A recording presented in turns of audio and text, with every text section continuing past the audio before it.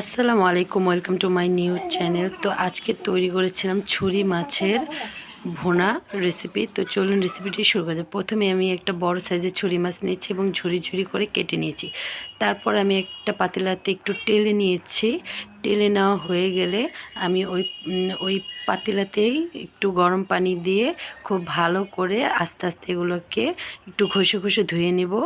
ধুয়ে আমি 2-3 বার বা 4-5 বার গরম পানি দিয়ে ধুবো, তারপর ঠান্ডা পানি দিয়ে আবার 2-3 বার ধুবো।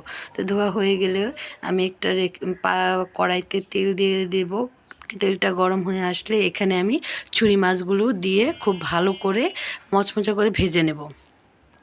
তো ভাজা হয়ে গেলে আমি একটা বাটিতে নামিয়ে রেখে দেবো। তারপরে সেই তেলেতে আমি রসুন কুচি দিয়ে দেবো, বেশ খানিকটা রসুন কুচি। তো রসুনটা একটু লাল লাল হয়ে আসলে আমি এখানে পেঁয়াজ কাঁচামরিচ কুচিটা দিয়ে দেবো। পেঁয়াজ কাঁচামরিচটা দিয়ে আমি খুব ভালো মতো নাড়াচাড়া করে মিশিয়ে নেব এবং এটা যে পর্যন্ত ভাজা ভাজা না হবে সে পর্যন্ত আমি এটাকে রান্না করতে থাকবো। তো যখন ভাজা ভাজা হয়ে আসবে সে পর্যায়ে আমি এখানে আদা রসুন বাটা একটু দিয়ে দেবো, আদা আর লবণ দিয়ে দেবো। লবণটা দিয়ে আমি খুব ভালো করে এটাকে একটু মিশিয়ে ভাজা ভাজা করে নেব। ভাজা ভাজা হয়ে গেলে এখানে আমি কিছু পরিমাণে টমেটো কুচি রেখেছি। তো টমেটোটাকে আমি ছোট ছোট করে কেটে রেখেছি, টমেটো দিয়ে দেবো।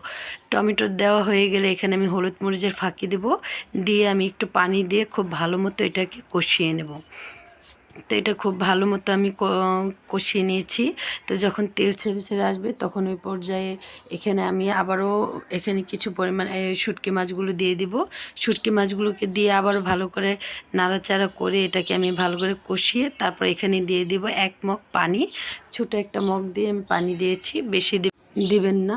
তো কারণ এটা এমনিতে অনেক ভুনা ভুনা হবে, ভাজা ভাজা হবে। তো এর জন্য আমরা পানিটা একটু কমই রাখবো। তারপরে এটাকে আমি হাই হিটে খুব ভালো করে নাড়াচাড়া করে একদম শুকিয়ে নেব।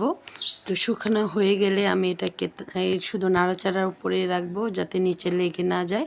তো একদম যখন তেল ছেড়া ছেড়া হয়ে যাবে তখন ওই পর্যায়ে আপনারা নামিয়ে নেবেন।